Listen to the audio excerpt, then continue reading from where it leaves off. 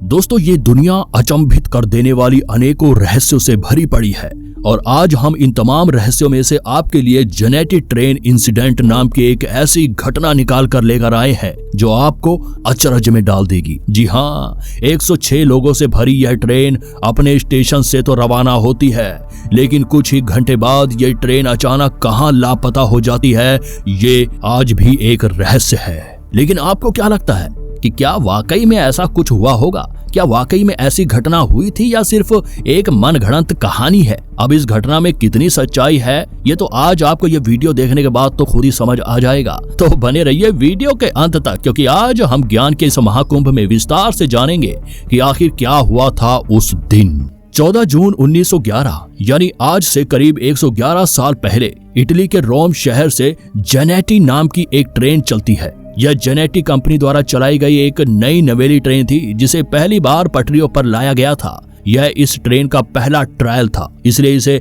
यादगार बनाने और इसका प्रचार करने के लिए कंपनी एक ही ट्रायल देती है, जिसके तहत वह 100 यात्रियों को चुनती है, जिसे इस ट्रेन पर फ्री यात्रा करने का मौका दिया जाता है।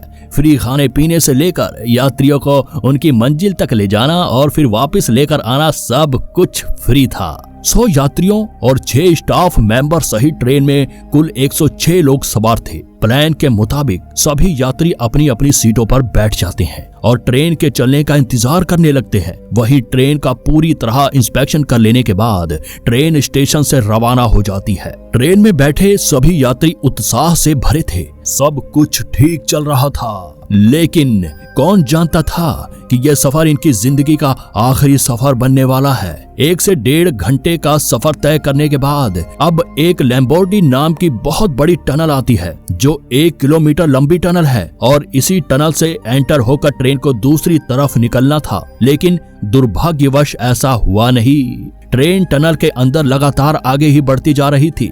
स्पीड के अनुसार 1 मिनट के अंदर ट्रेन को टनल के दूसरे सिरे से बाहर निकल जाना चाहिए था, पर ट्रेन तो कई घंटे बाद भी टनल से बाहर नहीं निकली। जिसके बाद जब इंस्पेक्शन टीम उस टनल पर पहुंचती है तो वह भी इन्वेस्टिगेशन कर लेने के बाद इस बात से हैरान थी कि आखिर ट्रेन गई कहां। ट्रेन टनल में नहीं थी। वहीं इटली के लोगों का इस घटना को लेकर आक्रोश बढ़ता ही जा रहा था। लेकिन ये कांड होने के ठीक 1 साल बाद 2 मैक्सिकन भाई इस केस को लेकर सामने आते हैं, जिन्होंने ये दावा किया कि हम उन 106 पैसेंजर में से एक थे। दरअसल जब ट्रेन टनल में एंटर होने वाली थी उससे पहले ही कुछ दूरी पर बहुत सा धुआं नजर आया। ट्रेन पर सभी यात्री कुछ घबरा से गए। उस वक्त ट्रेन में की आवाज गूंज रही थी। किसी को कुछ समझ नहीं आ रहा था कि आखिर ये क्या हो रहा है। मानो कुछ बड़ी दुर्घटना होने वाली हो, इसी बात का अंदेशा लिए हम दोनों तो ट्रेन से बाहर ही कूद गए थे। जिसके 3 मिनट बाद ट्रेन टनल में प्रवेश कर जाती है और यह सारी घटना हम दूर जमीन पर पड़े हुए देख रहे थे। और देखते ही देखते वो ट्रेन उस धुएं के गुबार में कहीं खो जाती है और हम बेहोश हो जाते हैं। हमें कुछ याद नहीं कि उसके बाद क्या हुआ।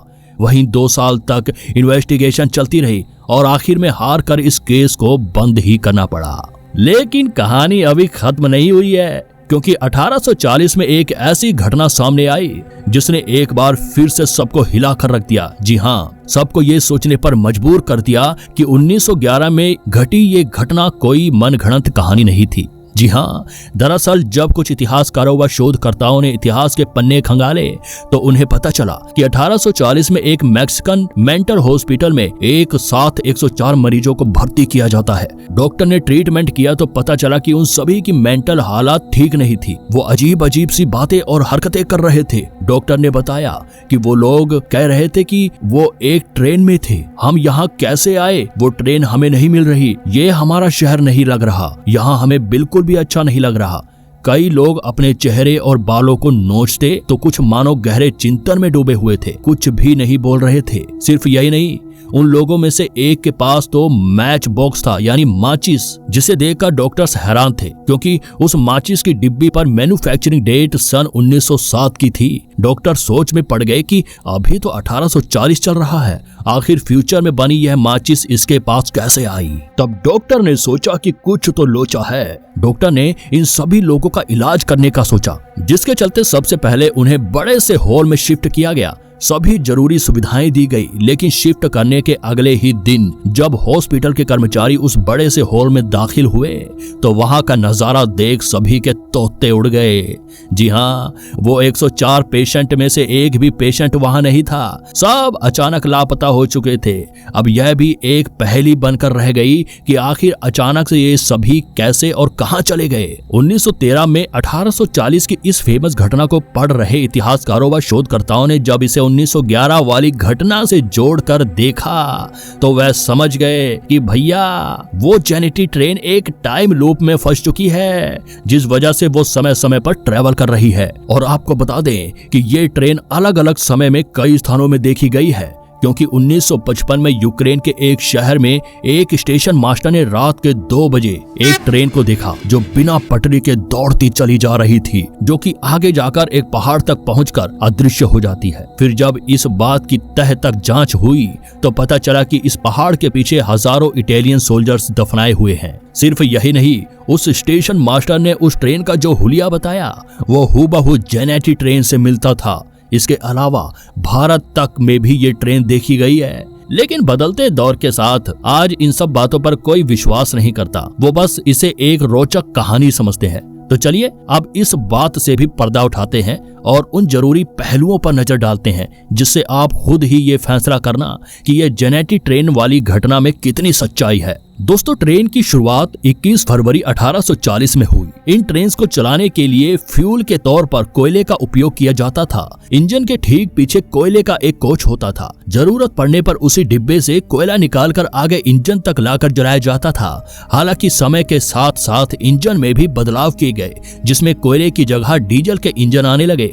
ये डीजल इंजन सबसे पहले 1912 में, जी हाँ दोस्तों, डेट याद रखना, 1912 में स्विट्जरलैंड में चलाए गए थे। हालांकि शुरुआती दौर में इसमें कई खामियां थीं, जिसमें सुधार कर उसे पूरी तरह परफेक्ट बनाने में 8 साल लग गए। तो चलिए अब आते हैं मुद्दे पर। कहानी के अनुसार जेनेटिक ट्रेन में 3 पैसेंजर डिब्बे और 1 इंजन था। तीनों डिब्बे पैसेंजर से भरी पड़ी थी। अब सोचने की बात यह है कि ट्रेन में ईंधन के तौर पर कोयले का उपयोग किया जाता था, इसलिए इंजन के ठीक पीछे एक कोच में कोयला भरा रहता था। लेकिन घटना के अनुसार जेनेटी ट्रेन में तो कोई कोयले का कोच तो था ही नहीं। तो अब आप ही बताइए कि ट्रेन को ईंधन कहां से मिल रहा था, जमीन से या आसमान से? चलिए अब थोड़ा सा और डिटेल में जाते हैं। कहा जाता है कि जेनेटी एक रेल मैन्युफैक्चरिंग कंपनी थी, लेकिन इतिहास से लेकर अब तक ट्रेन बनाने वाली जेनेटी नाम की कोई कंपनी नहीं है।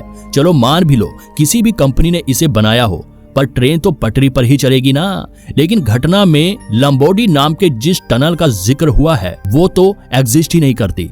इवन उस ट्रैक पर ऐसा कोई टनल पाया ही नहीं गया और ना ही इतिहास में कभी कोई टनल वहां पर मौजूद था। तो अब ये कैसे मान ले कि ये घटना वाकई में हुई थी या नहीं? खैर चलिए अब मैक्सिको के उस डॉक्टर की भी बात कर लेते हैं जिसने 1840 में ये दावा किया था कि मैंने 104 मेंटल पेशेंट का ट्रीटमेंट किया था। पहली बात तो उस दौर में हॉस्पिटल इतने डेवलप तो थे ही नहीं जो इतने सारे पेशेंट को एक साथ ट्रीटमेंट दे सके, और वो भी अकेले डॉक्टर द्वारा। तो अब वीडियो खत्म करने से पहले यही बोलना चाहूंगा कि YouTube पर ऐसी कई वीडियो आपको मिल जाएंगी जो सिर्फ झूठ की बुनियाद पर वायरल हो रही हैं और करोड़ों व्यूज बटोरकर कई पैसे कमा रही है। लेकिन आप लोग तो बस गुमराह हो रहे हैं, इसलिए झूठी मनगढ़ंत बातों पर विश्वास न करें। खैर ये ज्ञान कुंभ चैनल तो जाना ही इसी के लिए जाता है कि आपको उन घटनाओं की सच्चाई से रूबरू करवाते रहे जिनको आप आज तक सच मानकर गलत फहमी में जीते आ रहे थे। तो बिना देरी किए ज्ञान कुंभ से ज्ञान के प्रसार को रोज बटोरने के लिए